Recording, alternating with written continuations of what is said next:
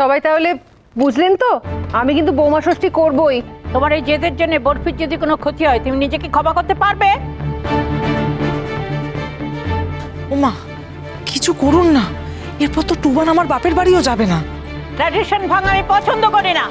বড় বৌদি, আমি কিন্তু তোমাকে একেবারেই সাপোর্ট করছি না। আমি কিন্তু আপনাকে সাপোর্ট করছি সহচরী। বৌমা ষষ্ঠী দারুণ আইডিয়া।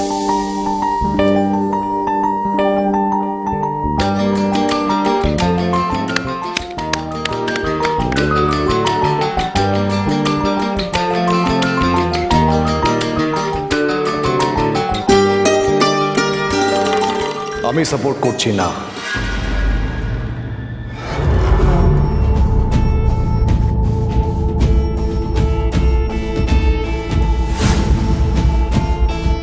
মা এক্ষুনি এতগুলো কথা বললেন, তারপরেও আপনি সাপোর্ট করেন না?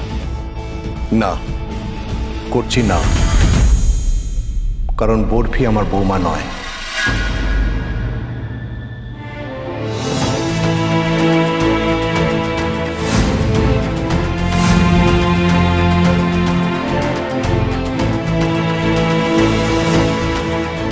কারণ বরফি আমার মেয়ে।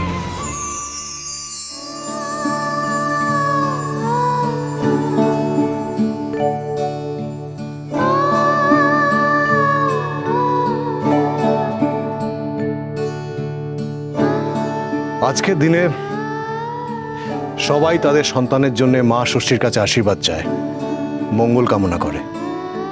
আজ আমি মা ষষ্ঠীর কাছে আশীর্বাদ চাইব আমার মেয়ের জন্য। সবাই তো তাদের ছেলে আর জামাইয়ের জন্য আশীর্বাদ চায়, আমি চাইবো আমার মেয়ের জন্য।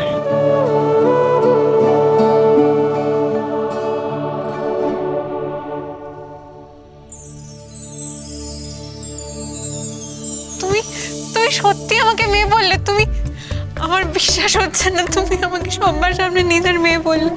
আমার কি মনে হচ্ছে জানো তো, আমার মনে হচ্ছে আমি স্বপ্ন দেখছি। আমার পরীক্ষার সমস্ত প্রশ্ন কমন পড়েছে।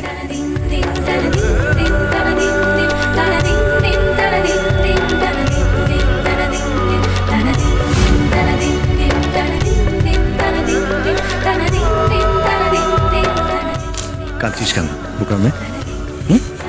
কাঁদছিস কেন? তুই আমাকে বলেছিলি না, তুমি যেদিন সব দ্বন্দ্ব, সব দ্বিধা, ভয় দূর করে আমাকে মেয়ে বলে ডাকতে পারবে, সেদিন আমাকে মেয়ে বলে ডাকবে। আজ আমি সব দ্বন্দ্ব, সব ভয় দূরে সরিয়ে রেখে এসেছি, তোকে মেয়ে বলে ডাকছি।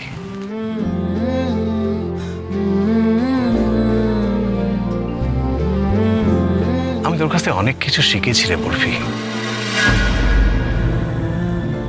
আমি বোকা যে সবকিছু হারিয়ে তবেই শিখতে পারলাম।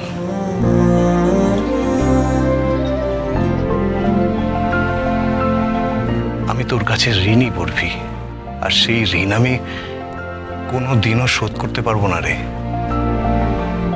তুই আমাকে শিখিয়েছিস যে সম্পর্কের বাঁধন কতটা মজবুত হতে পারে। এসব কি হচ্ছে মা? মা, বরফি কি ডেঞ্জারাস মেয়ে দেখেছো? বর্তাকে কিভাবে নিজের গ্রিপে নিয়ে নিল। বাবা, আমি তো বেকুব বনে যাচ্ছি। সমু রাফে ভাবে। ও সমু, এ তুই কি বলছিস?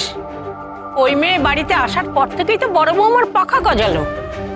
তুই মাথা খারাপ হয়ে গেল? হ্যাঁ, আর ওকেই কিনা তুই মেয়ে বলে। হ্যাঁ মা, তুমি ঠিকই বলেছ। বরফি এ বাড়িতে আসার পর থেকে সইয়ের পাখা গজিয়েছে, কারণ সেই পাখা তো তুমি আর আমি মিলে কেটে রেখেছিলাম। বরফি সেই পাখাতে ওড়ার শক্তি জুগিয়েছে।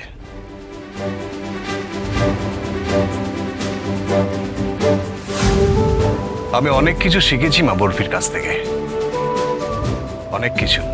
লয়্যালটি, সততা, দায়িত্ব জ্ঞান সব আমি বরফির কাছ থেকে শিখেছি।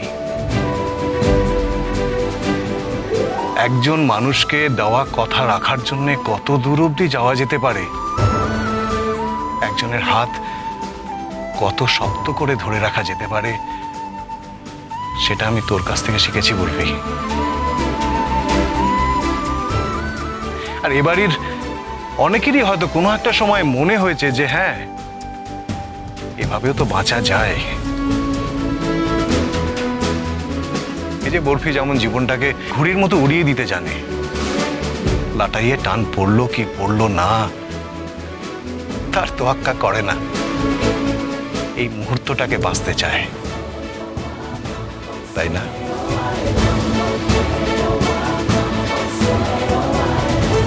তুমি আমাকে এত ভালোভাবে অবজার্ভ করেছো, আমি ভাবতেই পারছি না জানো। এইভাবে তো কোনো বিজ্ঞানীও নিজের গিনিপিগকে অবজার্ভ করে না। তোর বোকা, তুই গিনিপিগ কেন হতে যাবি? তুই তো আমার মেয়ে।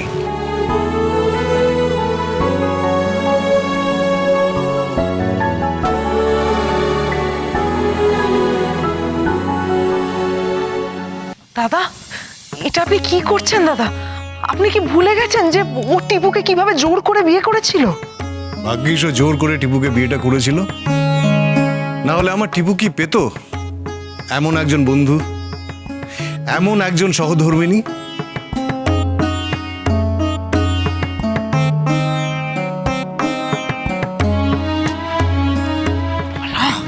বলা, প্রতিবাদ কর, যা হচ্ছে তার প্রতিবাদ কর বলা। না মেজ বৌদি, আমি প্রতিবাদ করতে পারবো না। অভিষেক বাবু অলরেডি এই বৌমা সৃষ্টিকে সাপোর্ট করছেন, সেখানে আমি প্রতিবাদ করতে গেলে যদি আমাকে ভুল বোঝেন, না না না, আমি এসবের মধ্যে নেই মেজ বৌদি। বরফিকে মেয়ে বলে মেনে নেওয়াতে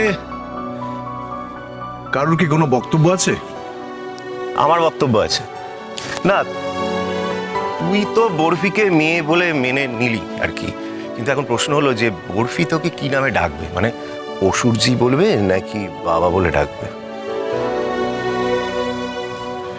বাবা, আমি আজ থেকে তোমায় বাবা বলে ডাকবো, কেমন?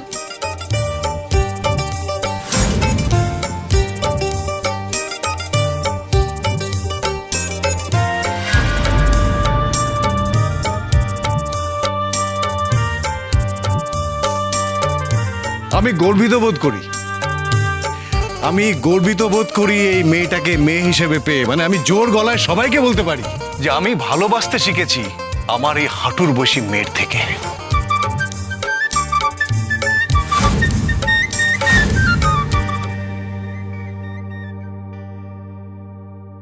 ও আমাকে অপমান করেছে, আমার চোখে আঙুল দিয়ে দেখাতে চেয়েছে আমি কোথায় ভুল করেছি। আমি শুধরে নিয়েছি সেই ভুল। একটু দেরি হয়েছে, কিন্তু শুধরে নিয়েছি, সব এই মেয়েটার জন্যে। তাই আমার আজ একটা কাজ করা উচিত। কি কাজ বড়দা?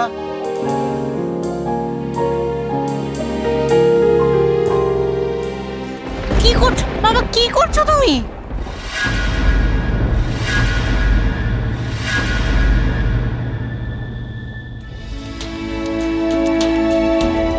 আমি একজন শিক্ষক হয়েও জীবন সম্পর্কে সেরা শিক্ষাগুলো আমি শিখতে পারিনি, যেটা তুই আমাকে শিখিয়েছিস। তাই তুই আমার গুরু, তোর পায়ে হাত দিয়ে প্রণাম করতে আমার একটুও দ্বিধা নেই। বলো না বাবা, প্লিজ এরকম বলো না।